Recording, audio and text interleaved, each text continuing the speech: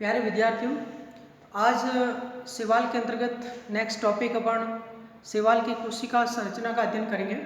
इससे पहले कल अपन ने क्लेमाइडोमोनास सेल का स्ट्रक्चर स्टडी किया था और जो कि यूकैरियोटिक ऑर्गेनाइजेशन टाइप की सेल है।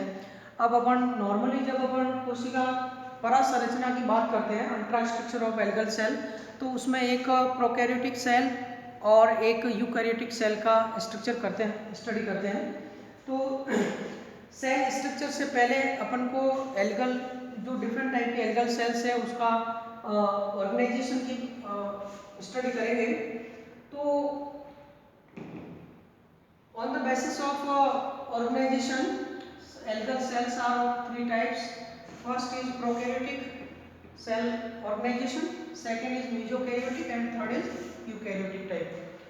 Prokaryotic cellular organisation which is found in Cyanophyceae in blue green algae, और जिसमें इसमें कौन कौन से कैरेक्टरिस्टिक्स है वो इस सेल स्ट्रक्चर से वो पता लगेगा। सेकंड कंडीशन जो है वो इंटरमीडिएट है, इसे अपन मेसोकैरियोटिक कहते हैं। Intermediate between prokaryotic and eukaryotic cellular organization, वो कंडीशन है मेसोकैरियोटिक। और ये डायनोफाइसी वर्ग के कुछ सवाल में पाया जाता है ये ऑर्गेनाइजेशन। एंड थर्ड जो है वो यूकैरियोटिक सेलुलर ऑर्गेनाइजेशन या यूकैरियोटिक एल्गी, और रिमेनिंग मोस्ट ऑफ एल्गल जो क्लासेज है उसमें यूकैरियोटिक सेलुलर ऑर्गेनाइजेशन पाया जाता है। सबसे पहले अपन प्रोकैरियोटिक सेल की बात करते हैं। प्रोकैरियोटिक या यूकैरियोटिक में नॉर्मल अपन डिफरेंस का स्टडी करते हैं। तो प्रोकैरियोटिक सेलुलर ऑर्गेनाइजेशन जो कि ब्लू ग्रीन एल्गी यानी साइनोफाइसी या साइनोबैक्टीरिया में पाया जाता है, और जिसकी ये अपने इसका डायग्राम नॉर्मल एक टिपिकल डायग्राम जो है ultra structure of cell, ultra structure of prokaryotic cell का जो डायग्राम है उससे अपन को काफ़ी जानकारी मिलेगी।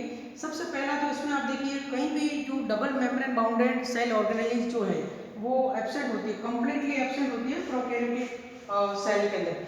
डबल मेम्ब्रेन बाउंडेड ऑर्गेनेलिज में कौन कौन से ऑर्गेनेलिज सम्मिलित है? इसमें एक तो प्लास्टिड्स आते हैं जैसे कि क्लोरोप्लास्ट है, इसके अलावा माइटोकॉन्ड्रिया है, plastids, mitochondria, endoplasmic reticulum, Golgi bodies, ये सारे double membrane bounded cell organelles है। तो ये कंप्लीटली प्रोकैरियोटिक सेल में एब्सेंट होते हैं। सबसे पहला तो ये आपको डिफरेंस पहला देखना है। इसके अलावा दूसरा इसके अंतर्गत सेक्सुअल रिप्रोडक्शन है वो नहीं पाया जाता है, लैंगिक जननांग नहीं पाया जाता और माइटोसिस भी नहीं पाया जाता है। उसमें ये माइटोटिकली ये सेल डिवाइड होती है और सेक्सुअल रिप्रोडक्शन कंप्लीटली एब्सेंट होता है। इसके अलावा इसमें जो ये साइनोफाइसिन सेल है, अगर अपन साइनोफाइसिन की बात करते हैं तो यहाँ पे किसी भी प्रकार के फ्लैजिला भी नहीं पाई जाते, कसाबिका भी अनुपस्थित होती है। शैवालों में दो वर्ग है जिसमें कसाबिका नहीं पाई जाती, वो अपन आगे देखेंगे। इसमें साइनोफाइसी और रोडोफाइसी वो सम्मिलित है। इसके अलावा नेक्स्ट इसका कैरेक्टरिस्टिक्स है कि इसमें जो न्यूक्लियस है, न्यूक्लियस एब्सेंट नहीं होता है, न्यूक्लियस तो पाया जाता है लेकिन उसमें न्यूक्लियस है वो इंसिपिएंट है। तो न्यूक्लियस क्या लिखोगे? न्यूक्लियस प्रारंभिक प्रिमिटिव यानी इंसिपिएंट न्यूक्लियस पाया जाता है। और इंसिपिएंट न्यूक्लियस का मतलब होता है जिसके अंतर्गत न्यूक्लियर मेम्ब्रेन एब्सेंट होती है, न्यूक्लियर एनवेलप एब्सेंट होता है। और दूसरा इसमें जो क्रोमोसोम है उनका निर्माण नहीं होता, यानी जो डीएनए है उसकी पैकेजिंग नहीं होती। और डीएनए पैकेजिंग के लिए जो बेसिक प्रोटीन्स जो होते हैं, हिस्टोन्स है, वो कम्प्लीटली यहाँ एब्सेंट होते हैं। तो यहाँ पे बेसिक प्रोटीन हिस्टोन्स का अभाव होता है और न्यूक्लियर मेम्ब्रेन का अभाव होता है। इसलिए इस प्रकार का जो जीनोम जो है, डीएनए है, वो सेल के सेंटर में कंसंट्रेट रहता है और उसको अपन न्यूक्लियोइड के नाम से जानते हैं, न्यूक्लियोइड या जीनोफोर भी कहते हैं। तो वो सेल के अंदर है। तो इसके बाद नेक्स्ट आप लिखोगे इसमें इंसिपिएंट न्यूक्लियस है वो प्रेजेंट है। तो double membrane bounded cell organelles absent, nuclear membrane absent, it means incipient nucleus is present. और इसके अलावा जो सेक्सुअल रिप्रोडक्शन और ये सारी चीज़ें जो आपको इसमें एब्सेंट दर्शानी है, तो ये प्रोकैरियोटिक सेल का ऑर्गेनाइजेशन है। इस साइनोफाइसिन सेल में आप देखिए। इसके बाद में एक सेल मेम्ब्रेन की बात करेंगे। नेक्स्ट इसका पॉइंट है वो कोशिका भित्ति की बात करेंगे, क्योंकि प्रोकैरियोटिक जो सेल है वो वास्तव में साइनोफाइसी वो साइनोबैक्टीरिया है। तो उसकी कोशिका भित्ति बैक्टीरिया की तरह म्यूकोपॉलीमेरिक होती है। म्यूकोपॉलीमेरिक्स होती है। और म्यूकोपॉलीमेरिक जो है सेल वॉल ये ग्लूकोसामाइन, इसमें कुछ अलग अलग जो कंपोनेंट्स है वो आपको याद होना चाहिए। ग्लूकोसामाइन होता है तो इसके अलावा एमिनो एसिड्स पाए जाते हैं। ग्लूकोसामाइन, एमिनो एसिड्स और ये उसमें मेन इसके जो कंटेंट है वो उसमें पाए जाते हैं। म्यूकोपॉलीमेरिक जो सेल वॉल होती है। और तो सेल वॉल, अच्छा सेल वॉल के बाहर सबसे बाहर आपके यहाँ पे एक म्यूसिलेजिनस शीट पाया जाता है। सबसे बाहर आप क्या बनाओगे, सेलेस्मी अनाद्री बनाओगे, ये म्यूसिलेजिनस शीट है। और यहाँ पे ये फाइब्रिल्स बाहर क्यों निकले हुए उसको हाईलाइट भी करोगे। इसके अंदर की जो परत है वो आपकी क्या है, कोशिका भित्ति है, सेल वॉल है जो म्यूकोपॉलीमेरिक होती है। और यहाँ पे ये 3 परतों के अंतर्गत अलग अलग इसमें परतें होती है सेल वॉल कंपोजिशन में। और इसके अंदर जो है वो आपके फिर सेल मेम्ब्रेन होती है, प्लाज्मा मेम्ब्रेन होती है। और इसमें 2 परत अलग अलग होती है और ये आपको इसमें दर्शाना है। तो ये तो उसकी आउटर एनवलप या कवरिंग है। इसके अलावा जहाँ सेल वॉल है वहाँ पे कहीं कहीं लोकल थिकनिंग भी पाई जाती है। और एक इसमें जब सेल डिवाइड होती है तो इसमें सेप्टम का इनिशिएशन है वो भी आपको बीच में दर्शाना है, ये सेप्टम का इनिशिएशन है।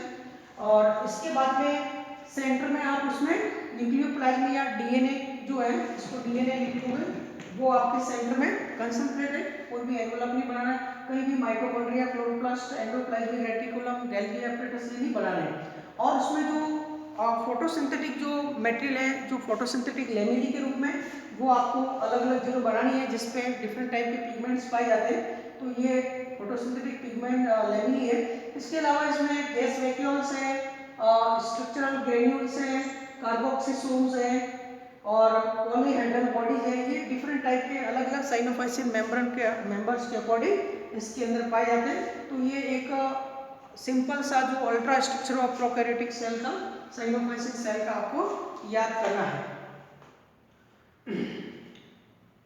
इसके अलावा दूसरा है मीसोकैरियोटिक। मीसोकैरियोटिक सेलुलर ऑर्गेनाइजेशन जो डायनोफाइसी के कुछ मेंबर में पाया जाता है। ये प्रोकैरियोटिक और यूकैरियोटिक के बीच का यानी इंटरमीडिएट है। तो इसको समझने से पहले अपन यूकैरियोटिक की बात करेंगे। Eukaryotic cellular organization most of algal classes में पाया जाता है, यानी साइनोफाइसी और डायनोफाइसी को छोड़कर बाकी सभी में यूकैरियोटिक सेल का ऑर्गेनाइजेशन है जो हायर प्लांट के समतुल्य है। और यहाँ पे यूकैरियोटिक जब सेल की अपन बात करते हैं तो वहाँ पे सबसे पहले जो डबल मेम्ब्रेन बाउंडेड जितने भी सेलुलर जो सेल ऑर्गेनेलीज है, जिसमें क्लोरोप्लास्ट है, माइटोकॉन्ड्रिया है, एंडोप्लाज्मिक रेटिकुलम है, गोल्जी बॉडीज है, ये मेन सेलुलर सेल ऑर्गेनेलीज पाई जाती है। इसके अलावा डीएनए जो होता है, डीएनए में बेसिक जो हिस्टोन प्रोटीन्स है वो पाए जाते हैं और उससे गुणसूत्रों का निर्माण होता है, क्रोमोसोम्स का क्रोमेटिन बनते हैं। और इसके अलावा उसके अंतर्गत एसेक्सुअल रिप्रोडक्शन, सेक्सुअल रिप्रोडक्शन और सेल के अंदर जो डिवीजन है वो माइटोसिस वगैरह सब पाया जाता है।